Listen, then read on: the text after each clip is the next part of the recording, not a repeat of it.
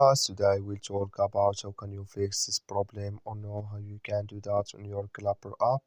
So you just follow these ways and it's going to work with you.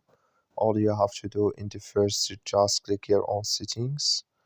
So then it's going to take you to this list. It's going to show for you like this. Then you go down, just click here on apps. Come to apps list here. Indeed, you're looking for Clapper app. Or just click on search. Then here at Clapper, it's going to show for you like this. Click on it. So then you come to next step here, click on for stock, click on OK.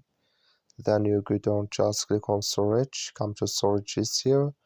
Just click on clear cache, then all you have to do. So you just go to your Play Store here, click on Play Store. Then here you search for Clapper, it's going to show for you like this. You will find here update, click on it, and it's going to work with you. As all, thank you for watching. Don't forget to support us by liking and subscribe.